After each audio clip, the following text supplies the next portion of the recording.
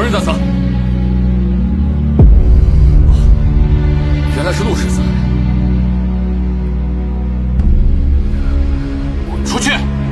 别扰了本世子的情趣。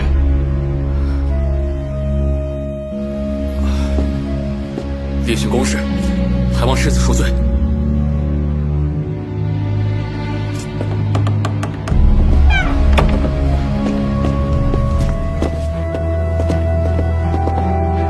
今日救世子的明明该是我，江雪莹，我不会让你抢走她的。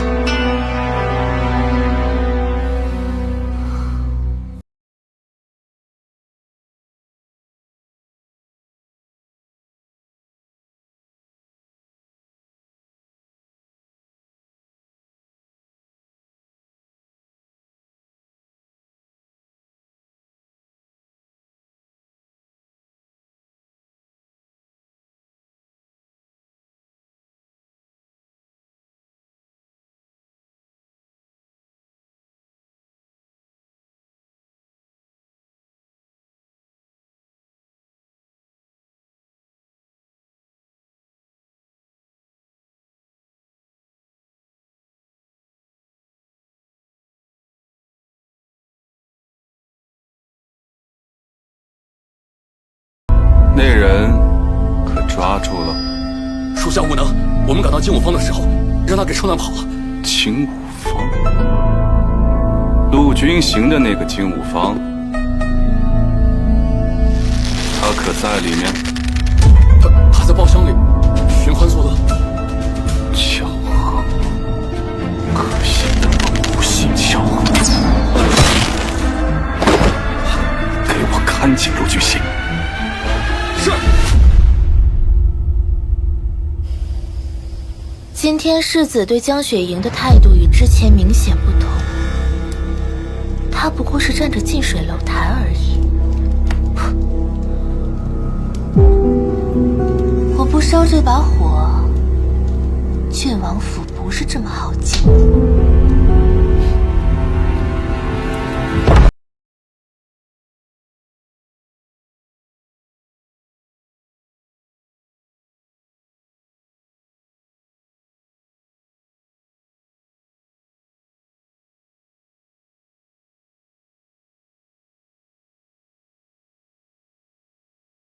这陆世子又欠下风流债了。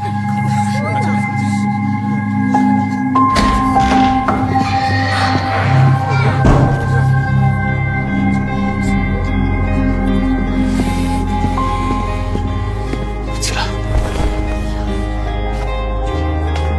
出了什么事儿？世子，姑娘今日为帮您打的那位是徐将军的独子。他被打后心有不甘，半夜去我们宅子放火滋事，我和姑娘好不容易才跑出来。先随我进府。宅中失火。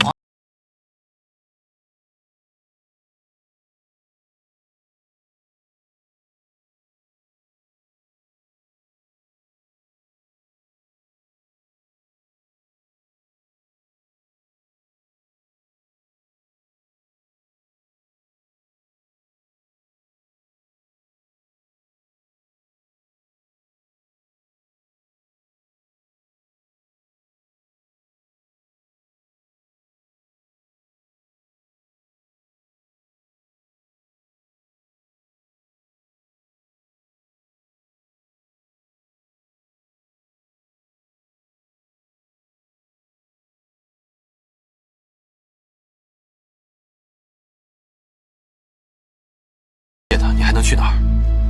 就算这姑娘是外室，你们总不该见死不救吧？是啊，对啊。如今府中雪莹当家，你做主吧。冷姑娘是因世子受难，于情于理，郡王府都该庇佑她。姑娘暂时住在府中养伤吧。多谢世子妃。好啊，他办得对，别怕。师傅大真是大。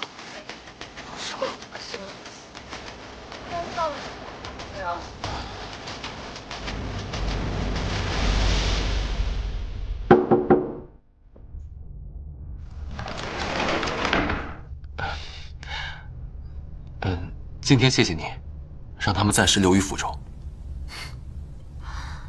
冷姑娘安顿好了。其实我有什么明日再说吧。夜深了，世子请回。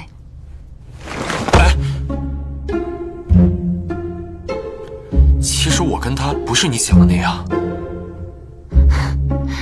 世子无需向我解释，冷姑娘入府，我并不在意，只是祖母对此颇有微词，世子便因此事与祖母产生嫌隙。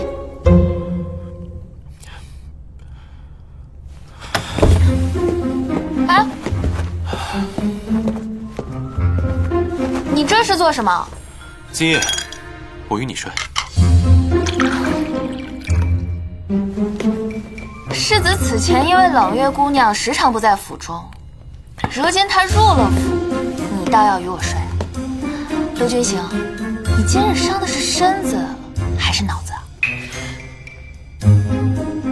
你当真一点都不在意吗？我在意什么？我当着那么多人的面把外室接进府，这本就服了你的颜面。我今夜若不留宿，他们不知道怎么在背后编排你呢。他们编排我又如何？我又没让人烧了宅子，无家可归。世子还是回去照顾你的月儿姑娘吧，她比我更需要你。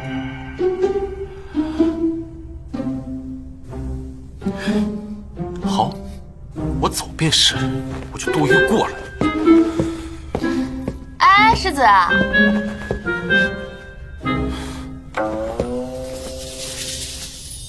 把门带上。你叫我管我就管。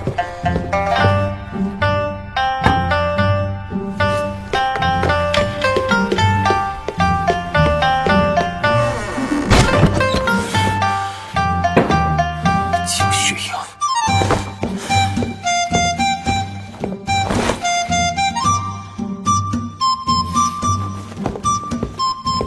亏我还想着送你衣服。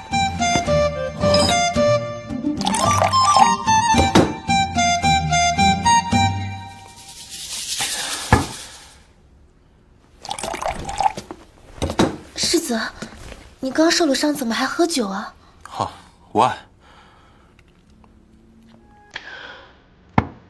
这么晚了没有休息，找我何事？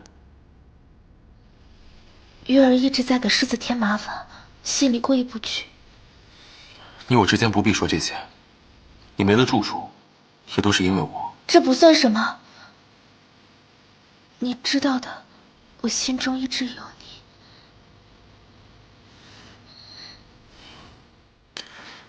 月儿，我送你5方，就是想让你有个谋生之处。你聪慧过人，没必要把时间浪费在我身上。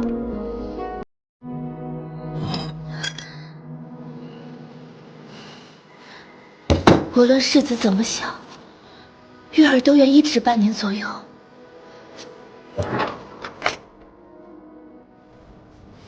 你救过我一命，我很感激，但我对你也仅有感激之情。可我不在乎，我只想能陪时间不早了，早点回去休息吧。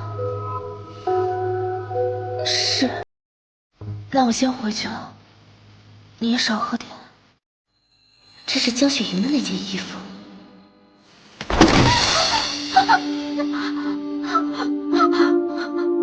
都怪月儿莽撞，弄脏了世子的东西，月儿这就拿回去洗干净，再还给世子。既然已经脏了，也送不出去，算了，扔了吧。是。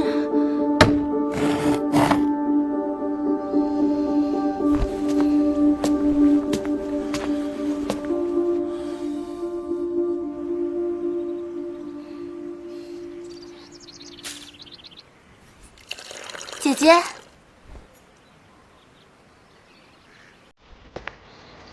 夫人，他今日怎么跟你穿一样的衣服啊？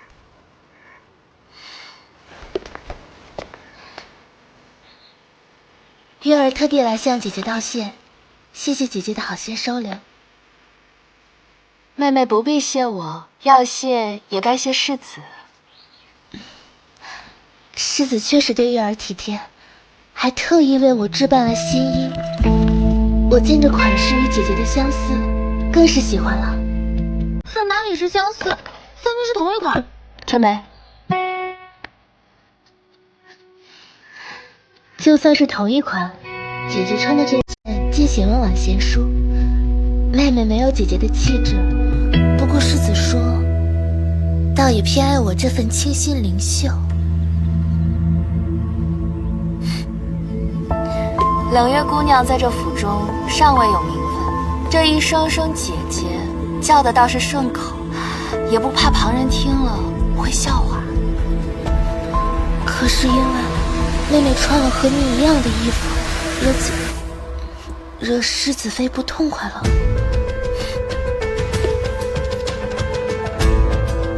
妹妹，这牡丹和芍药虽然相似，但一个是真国色，而另一个却只能是个陪衬。姐姐就算再不喜欢，可这衣服是世子精心送的。我没有不喜欢，我只是担心妹妹，别人看了会觉得东施效颦。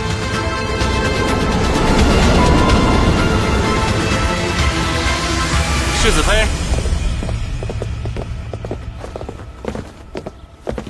你这是干什么？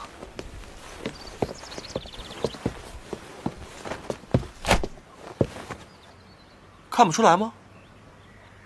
这还不够明显？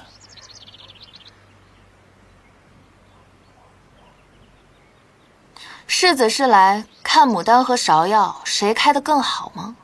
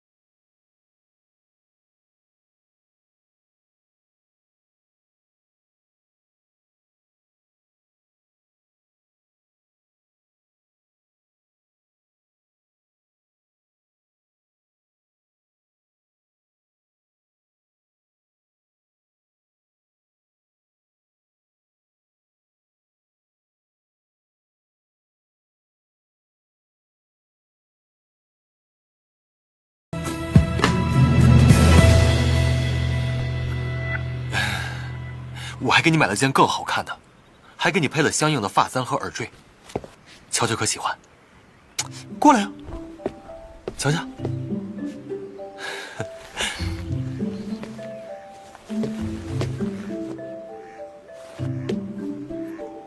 买这么多衣服和首饰啊，看来得管管你的月钱了。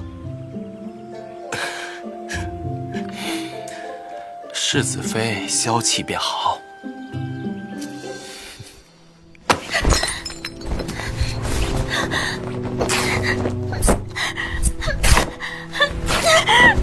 江雪莹，你凭什么？我陪伴世子这么多年，他只能是我的。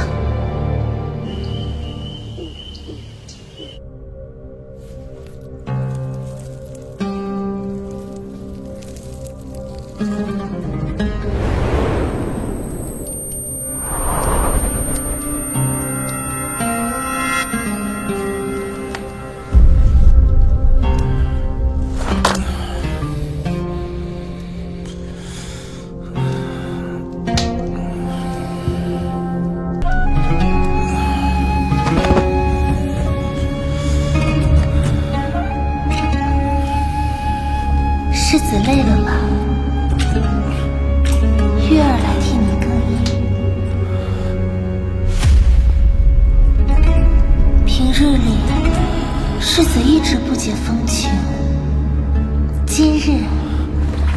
月儿便让世子好好享受一番。世子是在拒绝月儿吗？月儿难道不是世子一直捧在心上的人吗？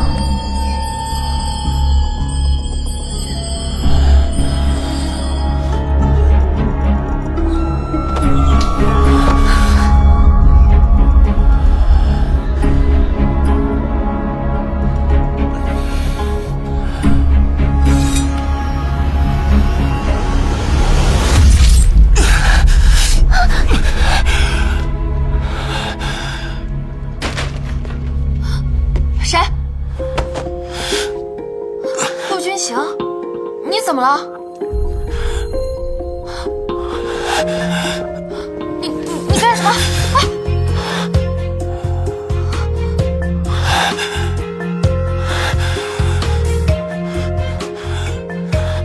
你帮帮我，帮帮我！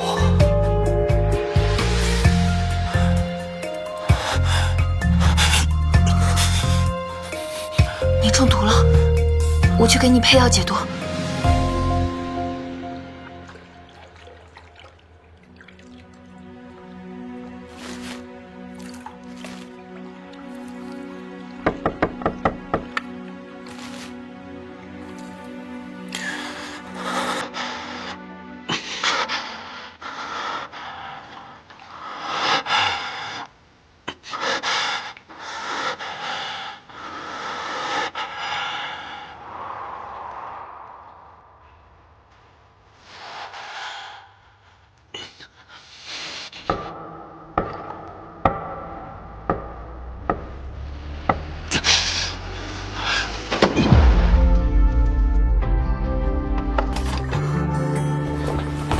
你还好吧？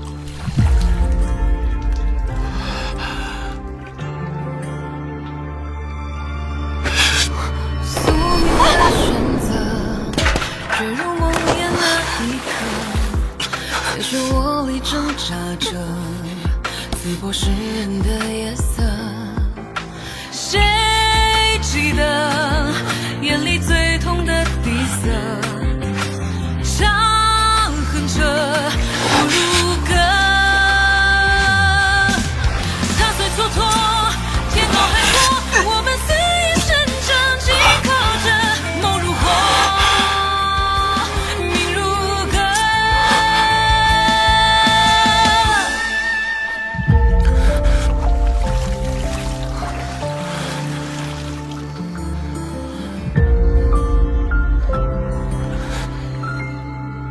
抱歉啊，我不是有意要轻薄你的。把手给我。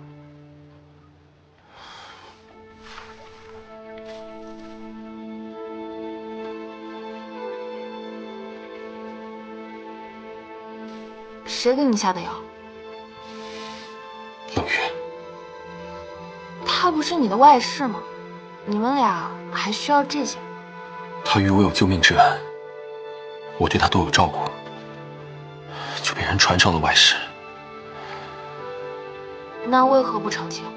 他说他一介孤女，借用我的名头，在外面不会被欺负。总之，今天谢谢你。你就当我日行一善，日后也让我做你的恩人。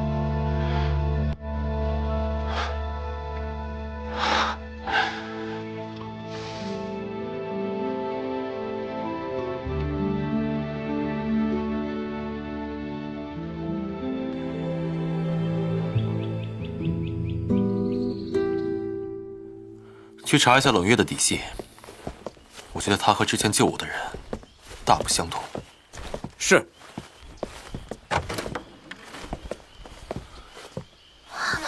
世子，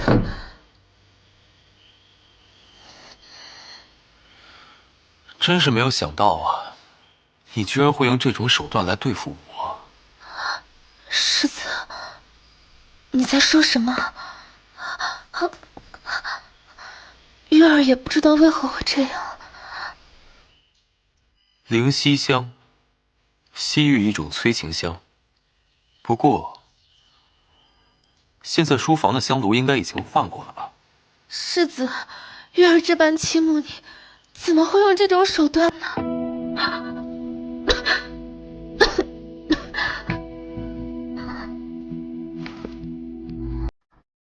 有些情谊，一旦消磨殆尽，便没有再挽回的机会。待你找到新的住处，你便离开吧。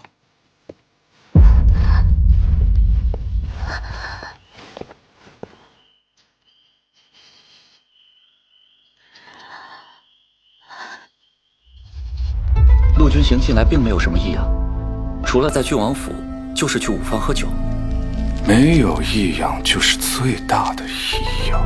王爷的意思是，既然我们进不去郡王府，那就找个由头，让我们的人去查一查景放。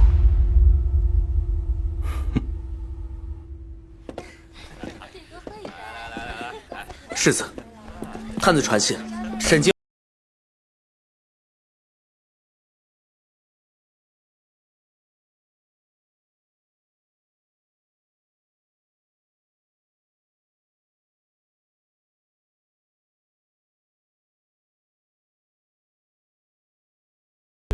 官府办案，搜查赃物，捉拿要犯。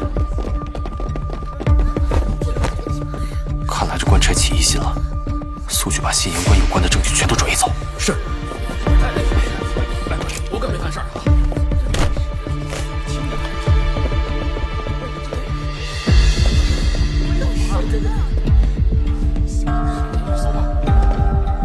上次好像就是这批官差，这是出了什么事？9月怎么扮成小厮了？哎，怎么不跳了？接着奏乐，接着舞啊！陆君行这是在装醉。小子，站住！过来。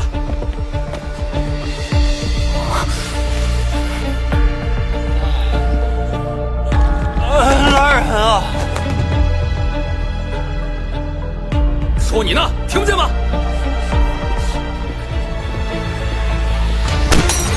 陆君行，给老娘滚出来！家里有个舞姬不够，还日日跑来这儿喝花酒，你眼里有没有我这个世子妃啊？今日要不给我个说法，别想踏出这个门半步！陆君行，陆君行，陆君行！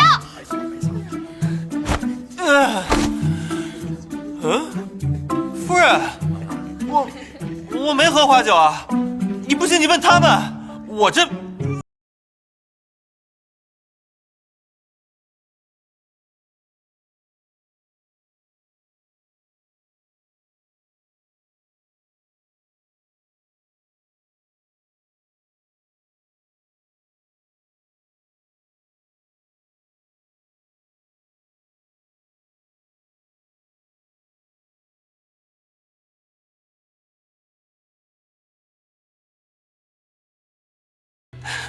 哎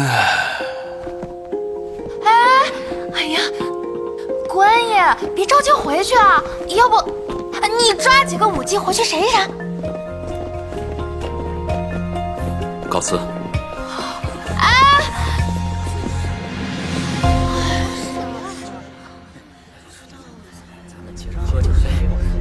这女人有点意思。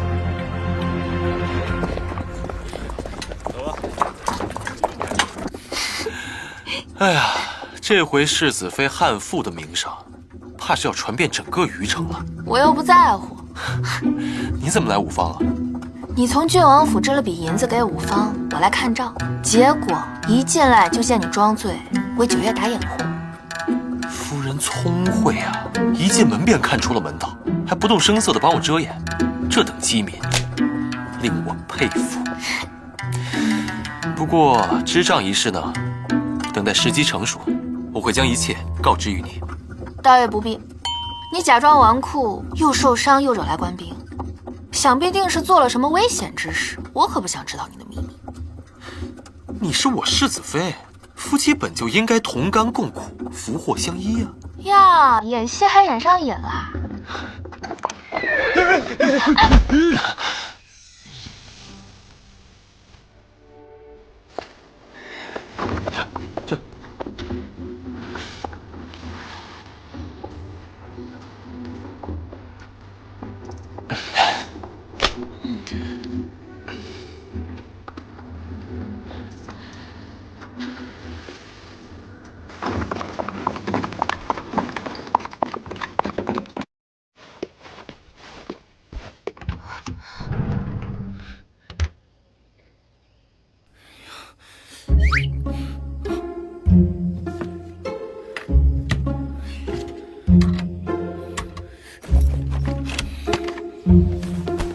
什么？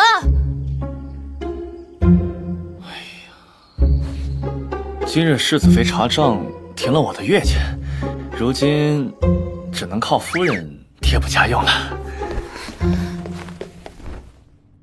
停了月钱就少往外跑，你也该收收心，准备科考了。科考？夫君头脑聪慧，这般才学怎可被埋没？待夫君科考中举，往后仕途顺遂，荣华富贵享之不尽。哎，科考那就更需要银钱了，各方都需要疏通和打点关系。真的，只是拿我的钱去赌，去逛青楼。哎，只有赌坊和青楼才能结交权贵。你一个妇人，你懂什么呀？比不上你姐半点。你说什么？我说错了吗？你姐能因外事进府，你呢？此前就因燕娘子撒泼，我现在用银钱都指手画脚了。学她？她连自己的男人都管不住，还好意思摆出一副大度的样子，我可丢不起这个人。你懂什么呀？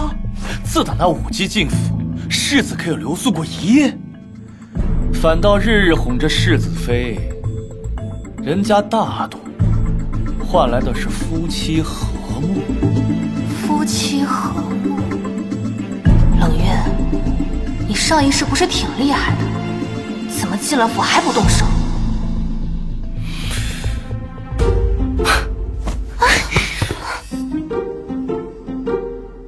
看来夫人是想念为夫的18般武艺了，正好，我今晚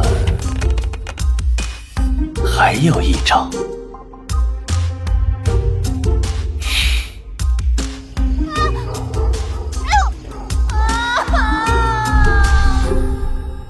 听闻冷月姑娘身子虚，我特意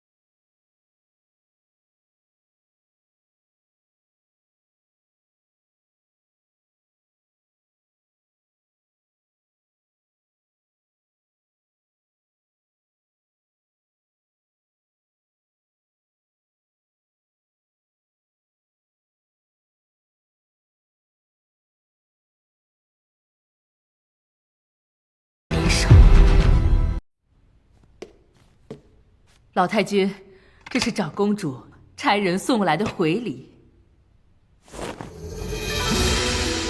哎呀，还是长公主想得周到啊！有了这送子观音的庇护，定能让君行跟雪莹早生贵子，那我陆家就能四世同堂，香火兴盛啊！好，好，好，收着吧。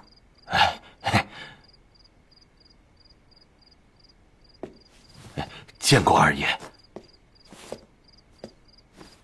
你怎么了？身体不舒服吗？夫君，我们要有自己的孩子了。啊，那个郎中正是，不过今天郎中说我胎相不稳，最近都不能同房了。没事，要好生养着。都听你的。哎呀，11嫔妃大爸亲生的，你肚子里是陆家第一个孩子，若是儿子，便是陆氏长孙。我终于能压陆君行一头了。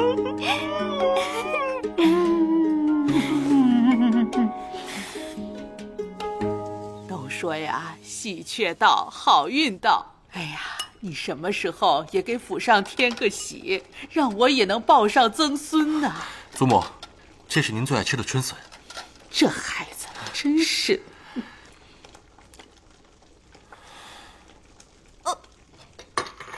哎，玉儿，怎么了？身体哪儿不舒服啊？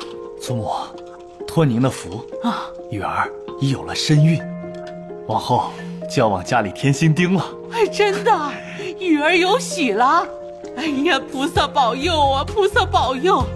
这送子观音啊，真的是眷顾我陆府啊，这下可算盼到了。如今妹妹有了身孕，定要保重好身子。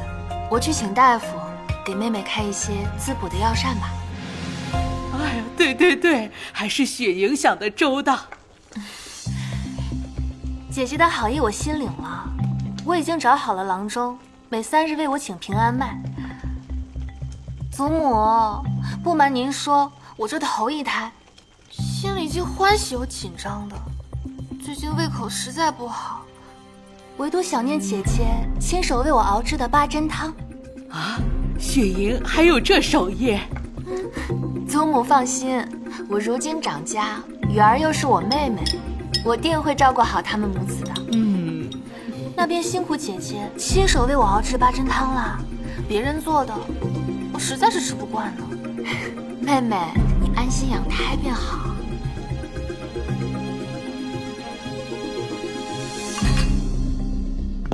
夫人，您亲自盯了2个时辰煲汤，我看二夫人就是诚心折腾咱们。如今全府上下都知道我在给她煲汤，若是出了什么差池，她还不借机大闹一场，往我身上泼脏水，我得亲自盯着才行。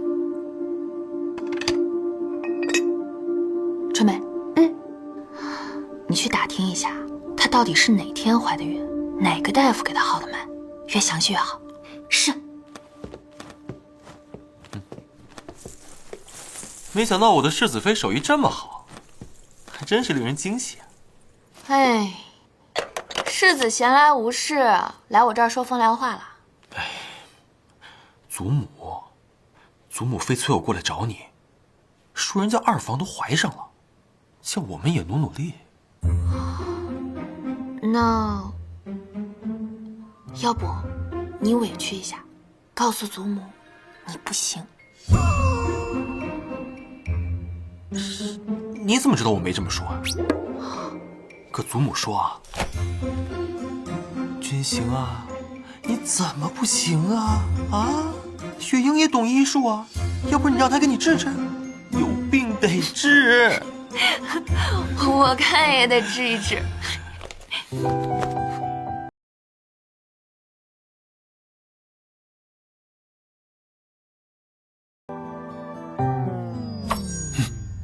要不你试试？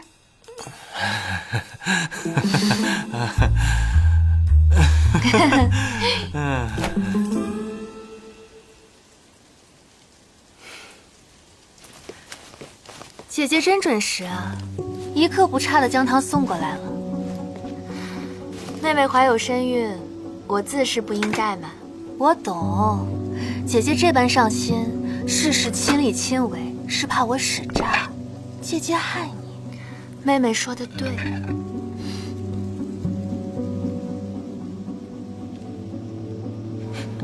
这味道，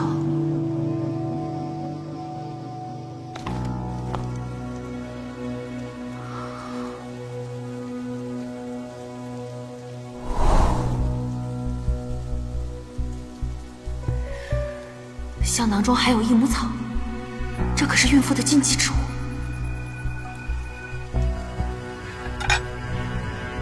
我看看妹妹的脉，你没有怀孕。二公子，二夫人说凉亭风大，让您为她拿件披风送过去。好的，我这就去拿。花园里有株冰碧莲开得极好，我们快去看看。咱们也去花园看看。好。你竟敢用假孕骗人？对啊，都是假的。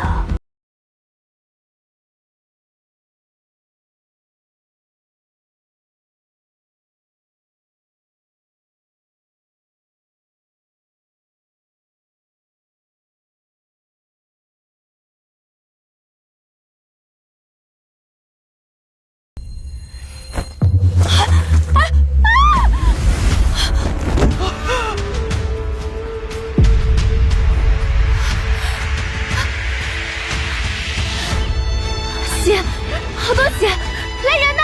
快来人！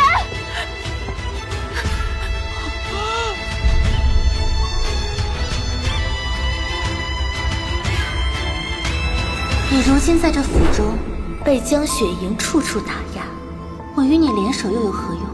我再不济也是郡王府的人，总比你一个暂住的外室行事要方便许多。我有一计，可为你扭转如今的局面。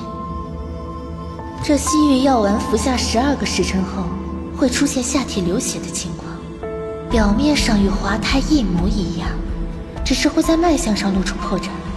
二夫人只需要提前买通好郎中，此局便可成。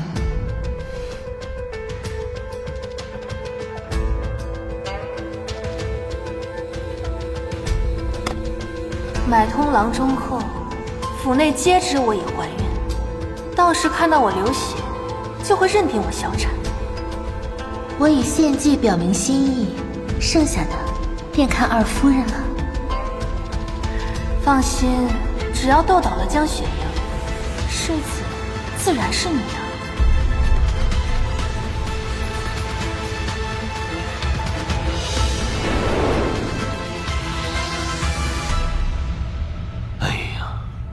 夫人体弱，初次怀胎本就不稳，如今因外力所侵，胎落血崩，需速速调养。大夫，可有挽救之法？我下去开个方子，按时喝药调理，他日尚可再孕。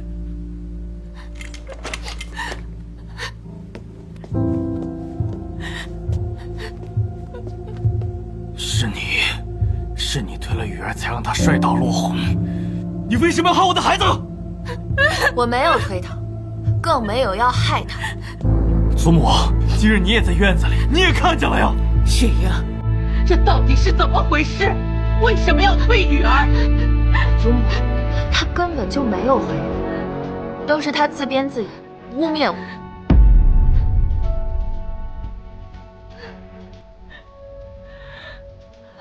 孩子没了，你还在那儿信口雌黄。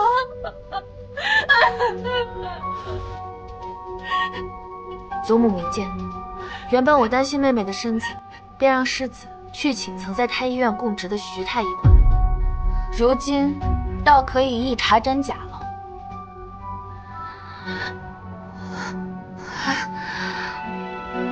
我劳烦太医了，我现在不想看到任何人。夫君，你这个杀人凶手，还要颠倒是非，真相还尚未查出，堂弟，还是不要口出妄言的好。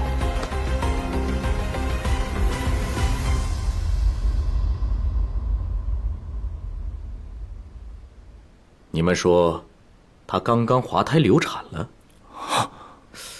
可她腹中胎儿尚在啊！真的？什么？还在？胎儿，我的啊！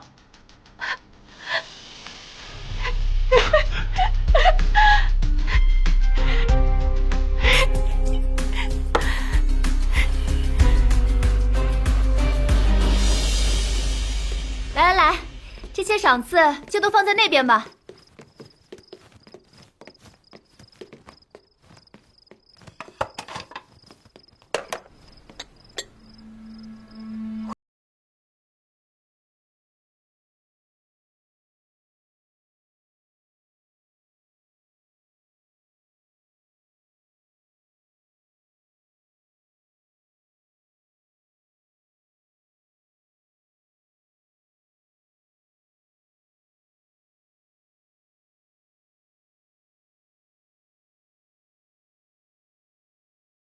这件事只是意外，你少在这挑拨离间。那治你落红的药，可是大寒之物。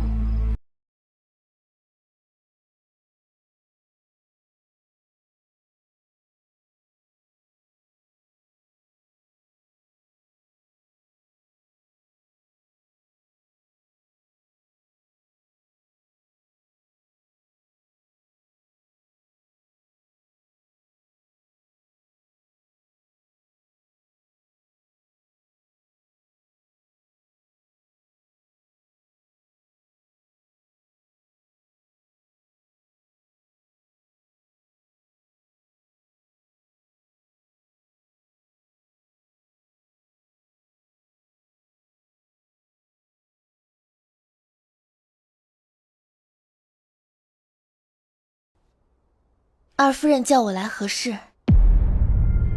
你这贱人，明知道我找胡郎中做戏，还在他诊出我有孕之时，威胁他不让告知我，还给我吃饥寒之药，想害死我吗？你在说什么？我根本不认识这郎中。二夫人，就是他给了我钱，还让我不告诉你。之前你们找我时，口口声声说是假怀孕，可我方才把了脉，实实在在是喜脉呀。什么？真怀了？看脉象也有月余，可他自己丝毫没有察觉。我这儿有副保胎的药，你赶紧。不必。收了我的钱，就按我的吩咐做，一切按原计划进行。记住，管住你的嘴。哎，是。他有孕一事，不准让任何人知道。你想借我的手斗倒江雪莹，我也因那落红之药伤了身子。你这一石二鸟之计，真够狠毒的。你我素无瓜葛，竟然趁世子不在诬陷我，怎么，连二房的人都要来欺负我一个孤女吗？还怎样？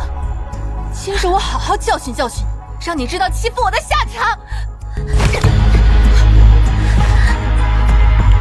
假孕变真孕，假落红也可以是真流产。这么热闹啊！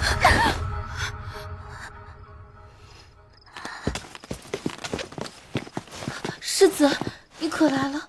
二夫人假孕陷害世子妃不成，便将那罪名安在我身上，还请世子为月儿做主。冷月这毒妇利用我对付世子妃，害我险些滑胎。如此心思歹毒之人，不配留在我们郡王府。所以，你承认与他联手，设计陷害我？我只是被他蒙骗了，我也被害了。勾结外人，诬陷当家主母，理应家法处置。但念在你怀有身孕，便罚你禁足，非我允许，不得外出。回去好好养胎吧。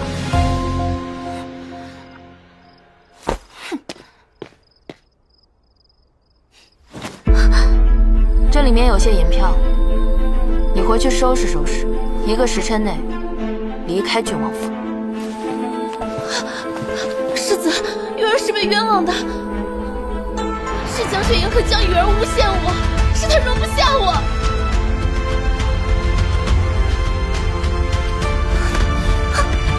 老月，事已至此，你还是离开吧。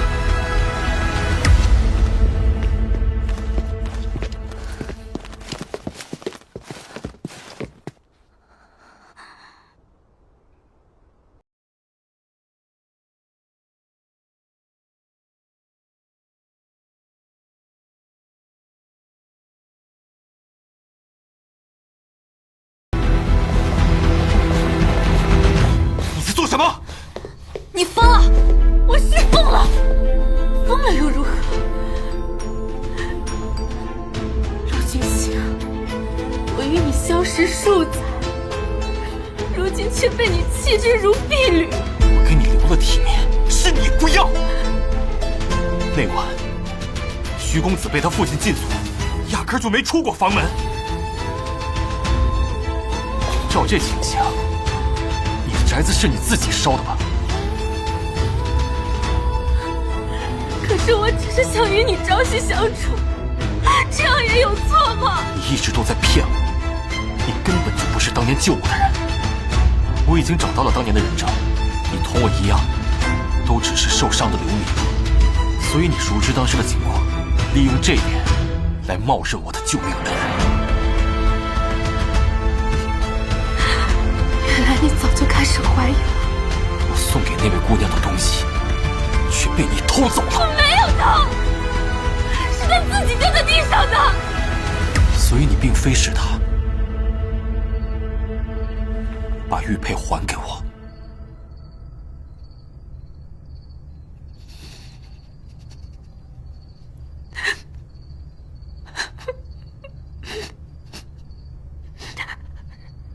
这些年，我为你付出了那么多。在我大婚前故意服毒，挑拨我与祖母的关系，在我房间给我下催情香，这就是你对我的付出。是，我是给你下了催情香，可你连碰都不碰我一下。陆君行，你根本就不想。堂堂郡王府世子只是个不举的废物。来人，把他带走，岂容他在这胡搅蛮缠。走。江雪瑶，你别得意。嫁的人不过是个废人，你注定要守活寡。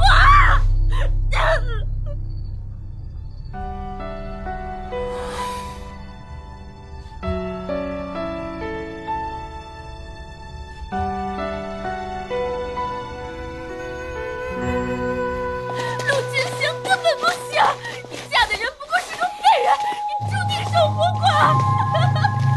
世子妃是个活寡妇。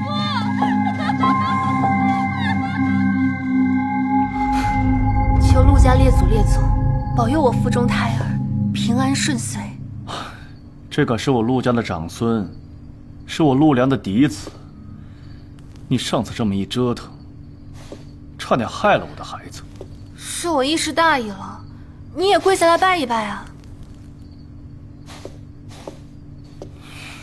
你现在有身孕，一切都得注意些，也别再去招惹那个江雪莹了。你说，你二人分明是姐妹，你为何总是处处针对她呀？夫君有所不知，曾有一道长赠言，我与姐姐二人的气运是此消彼长的。我针对她，也是为了你，为了我们肚子里的孩子。道长的话可信吗？本以为换嫁气运能好一点，没想到还是处处被他压制。可如今不一样了，我有了孩子，定能扭转乾坤。换嫁？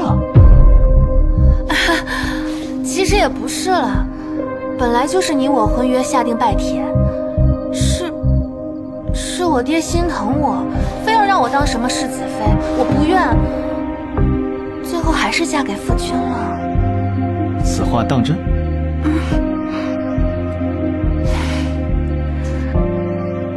千金不换如意郎。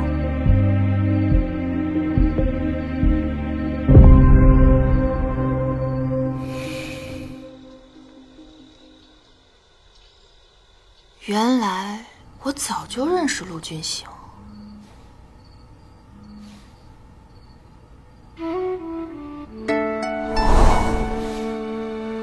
你别总想着跑，你这腿上的伤有说，处理不好命都不保。你叫什么名字？等你养好了伤，我们再见面，我就告诉你。这个算诊金，暂时放到你这儿，等我向你讨回来的时候，要告诉我你的名字。我当年救下的人，原来是他，他竟认成了冷月，我才是他要找的那人。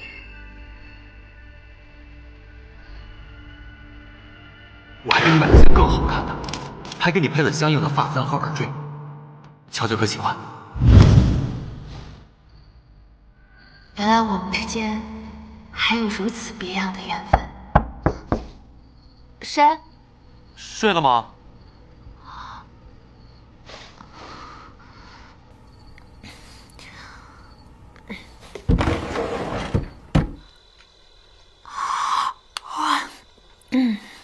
这么晚了，找我何事啊？我想跟你解释一下，我没问题。啊？什么？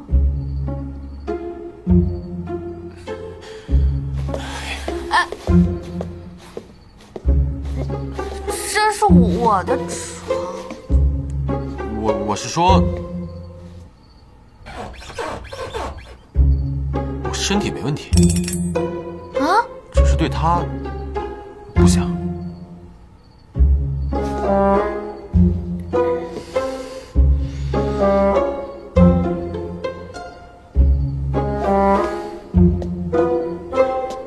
要不然，你身体力行，帮我证明一下。怎么证明啊？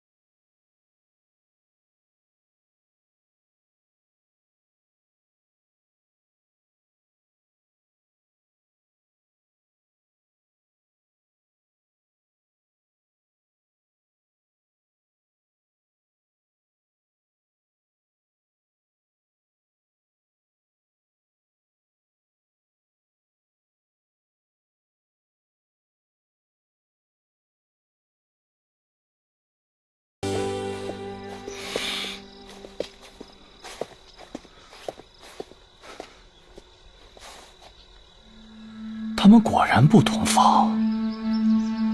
冷月说的没错，陆君行还真是个中看不中用的废人呢。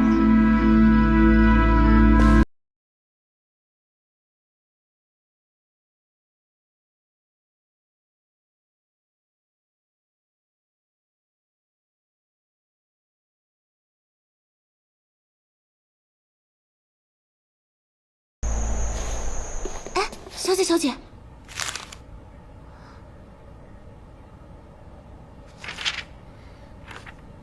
今日未时，塔林寺后山相见，难道是陆君行约我？听说塔林寺求姻缘可灵验了，很多相爱之人都去山上祭姻缘绳呢。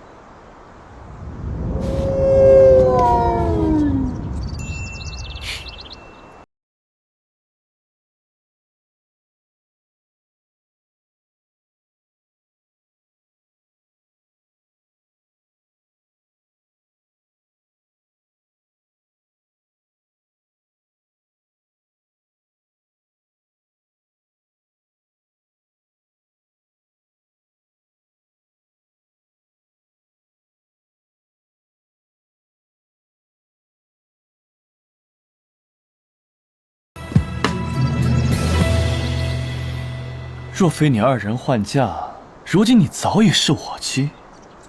想必我们是有缘分的。只不过雨儿如今怀了我的骨肉，我自然是要对她负责的。是啊，不如你二人效仿娥皇女英，共侍一夫。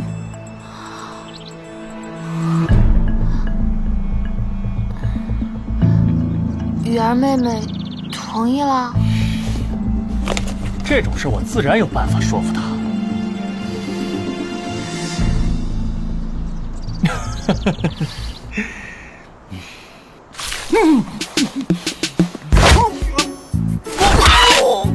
长得这么丑，你想得到什么？这个没有底线的卑鄙小人，上一世就该亲手宰了他。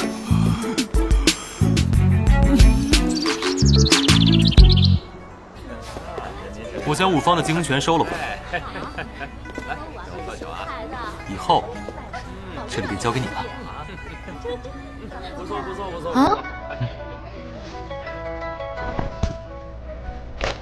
这里日后完完全全属于你，是你的私产，与旁人无关。确实是个惊喜。世子为何想到将金武方送给我？你之前想要掌家权，掌家后又对看账颇有意见，我觉得你定得起经营铺子。世子好大的手笔，一出手就是一家店。今晚花灯节，我们一起去逛逛。莫非你还想送我一家花灯铺子？喜欢就买下来，那有何不可？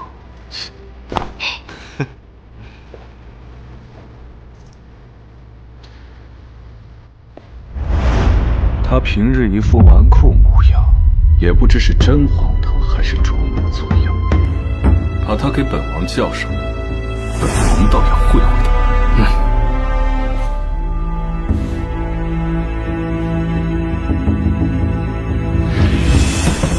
王爷大驾光临，有失远迎，失敬失敬。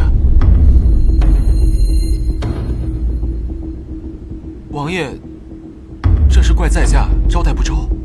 本王听闻，有一要犯逃至金武方后，便凭空消失了，至今仍未找到。陆世子这武方，该不会藏匿什么要犯吧？哎呦，王爷，我这就是个寻欢作乐的地儿。我要早知那日搜查的是王爷的人，我定然全力配合呀。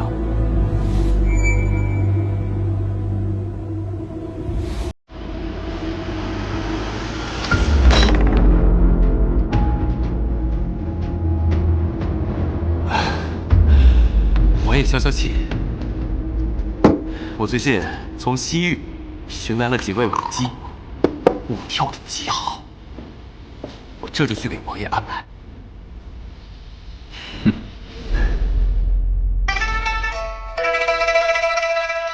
哎呀，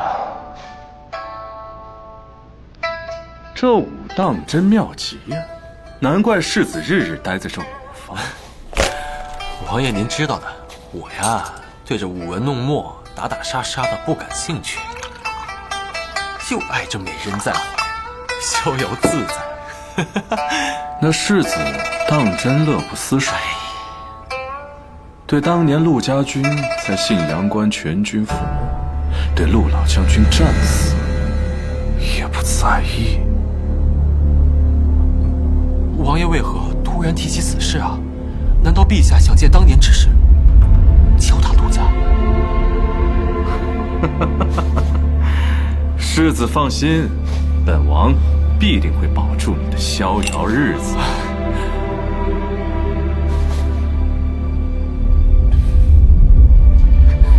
你干嘛呀？我这怎么呀？住手！你当这是什么地方？再敢放肆，别怪我不客气。妈的，舞女不让摸，你当老子是来听曲儿的？你搞清楚，这是武方，不是青楼。送客！还真是不一样，这下有人帮咱们出头了。轻点儿！别害怕，女子在这世间，才艺是底气，本事是尊严，凭技艺照样能闯出一片天。多谢世子妃。我的金武方不会有以色示人之事，我们干干净净也能把钱给赚了。谢谢世子妃。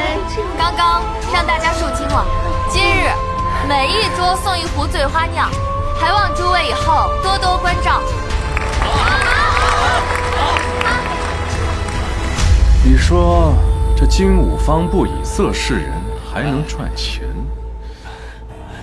不怕王爷笑话，我也不止这儿能挣什么钱。有意思，你这世子妃不简单啊，行事大胆又有想法，有趣。